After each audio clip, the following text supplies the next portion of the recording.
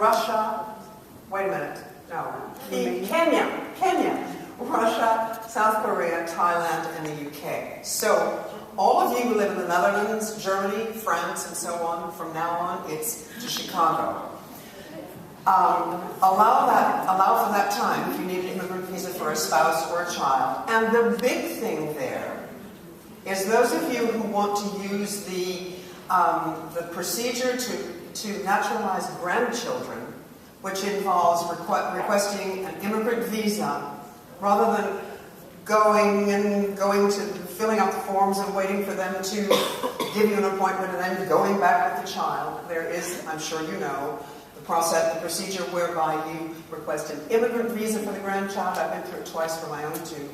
And then you go back to the United States. That passport is stamped. The immigrant visa is stamped with a wonderful red stamp that makes your grandchild an American citizen. But that too, of course, now has to go through here. You can only do that up until the age of 18. If you've got 17-year-old grandchildren, you want to do it very quickly.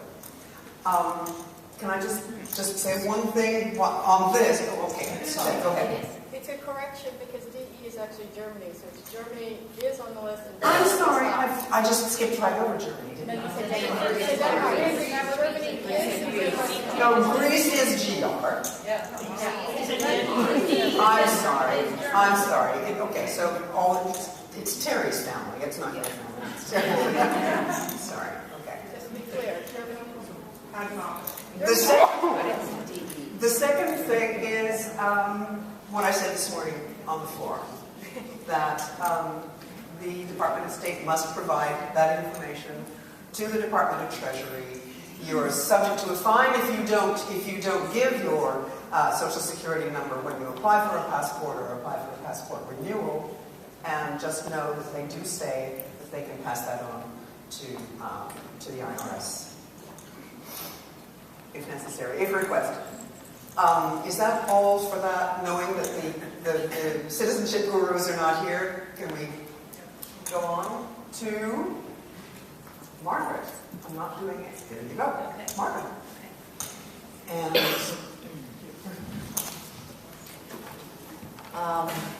Lucy only gave me 10 minutes for a huge subject, tax, banking, and estate planning. So I have tried to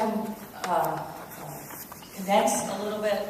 I want to try and make it a little bit personal, and I'm going to leave most of the tax issues to our face-to-face, our experts. I do know quite a bit about tax, and I have some handouts for tax that you can have as e-files either by email or you can take them from a stick or from my laptop if you have a stick here. And we can do all of that later. I'm going to ask you for some help because I don't care all by myself.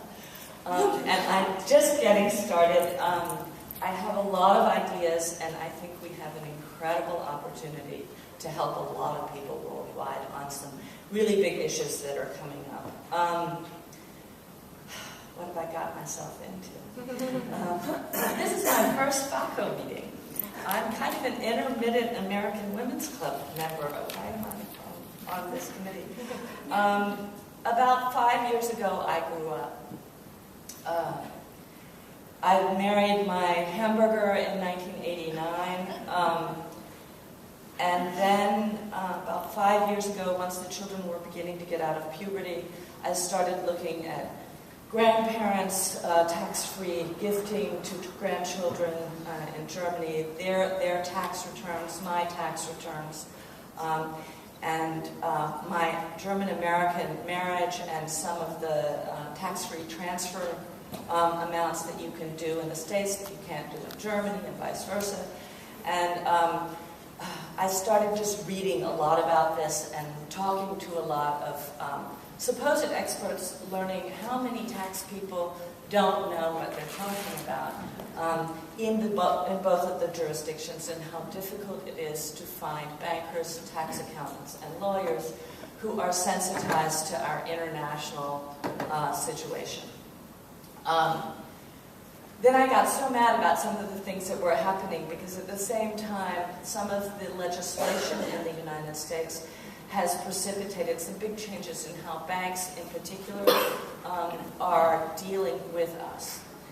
Some of you may have experienced this. I know that a number of people in your clubs have experienced this, and I think that we should share this information, begin to publish this information, and definitely let Washington know what's happening. So I'm the communication enzyme for all of you, for everyone in your clubs. I will try to consolidate and condense information to make it as clear and accessible as possible, to give you tools to go to professionals and ask questions. I have some handouts here on tax, on banking, and on the beginnings of estate planning that you can get as e-files. I'll hang up an overview of those when I sit down. And you can have those in the face-to-face, you can have them in the next couple of days, you can check off, I have a list, you can check off the specific ones you want. All of this started because my FAWCO involvement started because last AGM in Hamburg, there were a lot of newbies and young, still dealing with culture shock and babies and German women in our club, and I talked to Tracy and I thought we needed to do a seminar for people about some of the changing landscape, which we did in April, and then we did a follow-up seminar bringing in experts to talk to people about estate planning issues and about tax compliance and FBARs and this new form that's come out and some of the implications for their lives, and both in the States with their banking accounts and also here. So, that's great. So don't worry, there's lots of information, and we've got some great help. My concern is that we get as much worldwide information out of the clubs coming back centrally to FAWCO so that we can begin to develop an information database, because a lot of our members are getting very good at internet research when they're looking into what are really basically very personal issues. And I like to put as much of it as internationally useful as possible in a kind of a library that we can go to when you are going through a divorce or you're looking at doing a will and you've got this international life, just to inform yourself so that when you're going to talk to people, you know to ask the right questions. Also of your resident country banks and things like that. U.S. legislation impacts on stateside banking. There's been a little bit already on the FAWCO website about that. One of the newer things is that increasingly a lot of U.S. banks are not letting us have a bank account unless we pay a water bill in the United States. So I want to collect these stories. If you have them, please send them to us. There's a little bit more extensive information on that in one of the handouts, and I will be putting some of this up on the website. I want to focus a little bit more today on the international banking issues, and again, there's more detailed information in the banking handouts that are here. I started about a year and a half ago looking for new bank relationships for my family. I started with 25 in Germany, and last September I was down to 3. The reason I was down to 3 was that a lot of the banks were saying they no longer took American citizens. This is really a moving target. There are banks that will let you have a retail account, a checking account, or a little savings account, but anything that's invested, mutual funds, stock and bond portfolios, they're all beginning to kick out their American clients. And there are good reasons for that that we'll go into in more detail on the tax side with our sponsor. But again, I'm asking you all to send us stories. The handouts have very specific information about a lot of different banks that have sent their clients letters. Some of them are saying, we'll do retail, but that's it. And some of them are saying, we'll do nothing for Americans. So we have the problem of American banks saying, oh, you live overseas and have a foreign address. We can't service you, even if you've been with our company for 20 or 30 or 3 years or three generations, which is what happened in my case. And other banks, there are a couple of banks that are saying, oh, this is a really interesting demographic. Nobody wants to do it, and we want to do it. I don't want to go into today to why they don't want to do it. I'll leave that, again, up to the experts. But you should be aware that this is going to increasingly happen. You can't say it doesn't have anything to do with me. It may just be that your bank hasn't read the fine print of some of the U.S. legislation yet.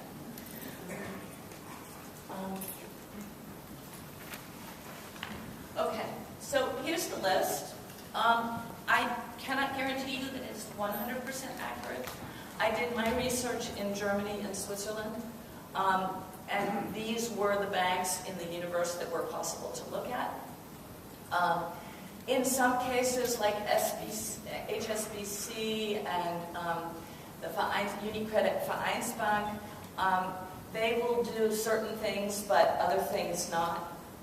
So again, I'm in the information collection stage. One of the problems with the go-tos at the top is that a lot of the go-tos, and here we're talking about go-to if you have an investment. You need somebody to take care of a stock portfolio for you. You want to save for college education for your children. If you want to do that overseas, those banks are interested in dealing with American citizens. But some of them say, oh, but only if you bring me $5 million. Well, I talked to one of these banks, and he said, we would love to take, because I had said, well, $5 million, if I bring you 10 people with $500,000, that's good, isn't it? He said, we would love to have those clients, but our compliance department looks at the U.S. regulations and says, it's too risky now.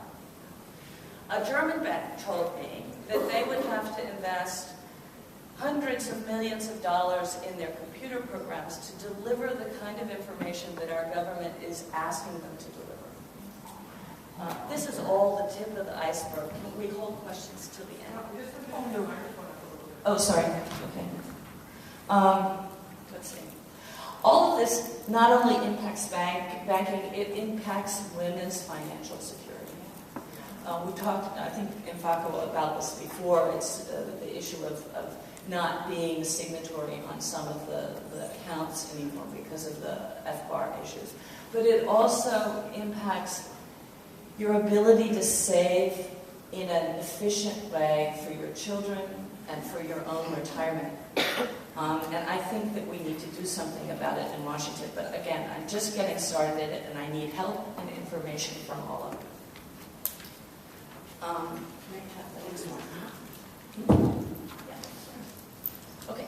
One of the other things that's making us unattractive to international banks is that we can't buy their higher margin products. It's not a good idea to have a lot of foreign mutual funds because of PFAC rules. And if you don't know what that is, maybe we can talk about it in the tax more detail. All of my people have told me to only buy individual stocks and bonds.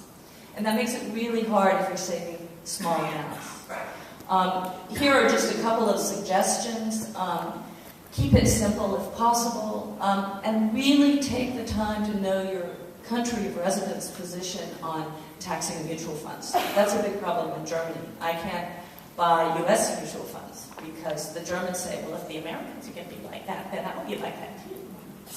Okay. Next one, please. There are other implications for estate planning, as I said, inheritance, and